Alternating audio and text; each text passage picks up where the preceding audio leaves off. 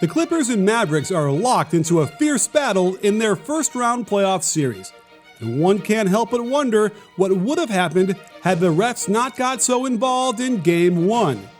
And while the Mavs opened up with a dominating run, it was two other key stretches that decided Game 2. And believe it or not, the key factor might not have been Luka Doncic.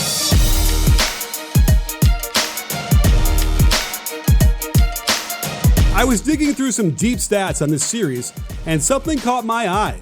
Despite these incredible averages from Luka, when you break out his individual minutes and possessions, it appears the offense is working much better without him on the court. This is astounding to anyone who actually watched him play this year, but it's hard to ignore. In fact, his presence seems to help the team on the defensive end a lot more. And Rick Carlisle has come upon a lineup that has been giving the Clippers all sorts of problems.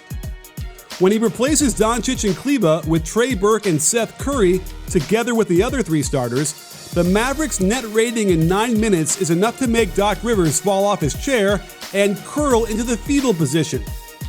And it was this lineup that blew the game open at the end of the third. In a 2-point game, the Mavericks bring the ball up against a good lineup of PG, Shamet, Green, Lou, and Harrell. This lineup did very well before the bubble, but in incredibly limited minutes. Notice how Harrell is completely confused as to who he's guarding. Hint, it's the tallest guy on the court. And this double ball screen causes all kinds of havoc. Green goes with the rolling KP, Shamet chases the slick shooting Curry around the second screen, and that leaves Finney-Smith all by himself for the three. Paul George had been playing well in the third, scoring 9 points in 10 minutes, so I don't blame him for being aggressive on this step back. But look out below! He had a terrible shooting game, and I'm sure part of it was due to his early foul trouble that ended up disrupting his rhythm, got him all sorts of frustrated, and limited his total minutes to 31. Back to the end of the third, where the Mavs come down and run a nice little curl around KP before executing a handoff for Burke looking to get downhill. This is contained perfectly by Landry, but Green makes the mistake of jumping too far on his closeout, compounding the issue by fouling the three-point shooter and giving them 3 free throws. In the box score, the Mavericks get a stop on this possession, but it was certainly troubling defense to start. With the PG Harrell pick and roll to the right side, there was no need for Hardaway to be across the midline here. As a result, he's got a 20-foot closeout, which also lured Finney-Smith into the vicinity, leaving Green an open cut to the basket. However, they've got the unicorn guarding Harrell, meaning he's free to roam and protect the basket. And look out! The Mavericks race down the floor, and this looks like one of those fast break drills you run against no defense, primarily because Paul George just stands in the paint, not recognizing who he must pick up, and Hardaway Jr. gets another triple. With Lou going to work out top and George clearly struggling, Hardaway can be a little cavalier with his help one pass away. This open 30-footer is close, but off the back iron.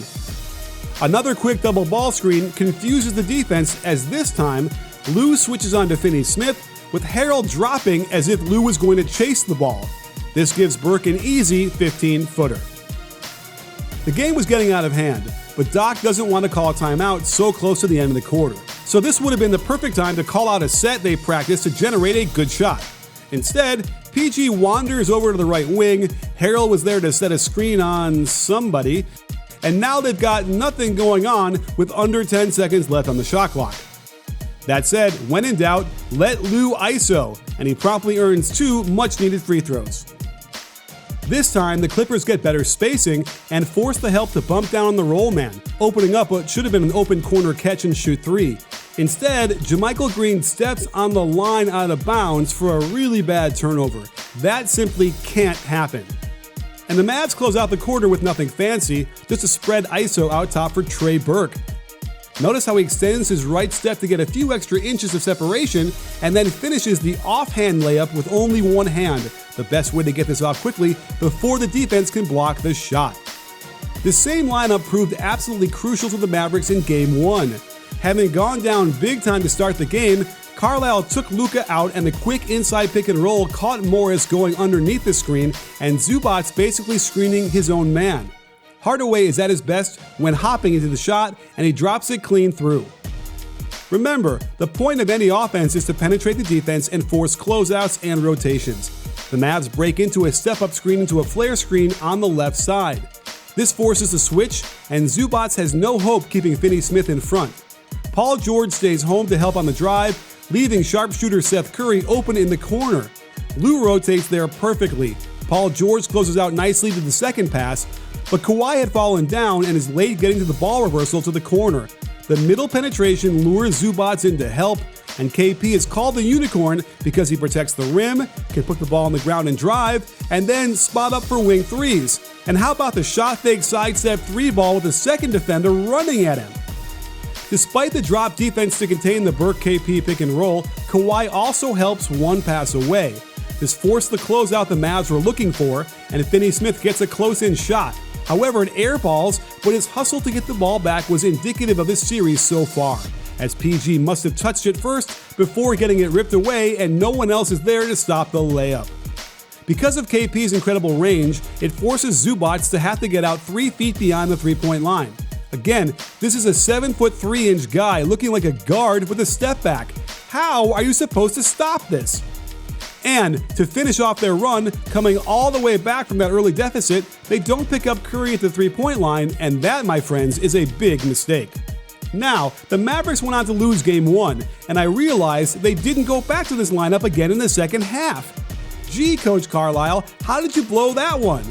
Well, he didn't. The reason they couldn't go back to this lineup was because Porzingis had gotten thrown out.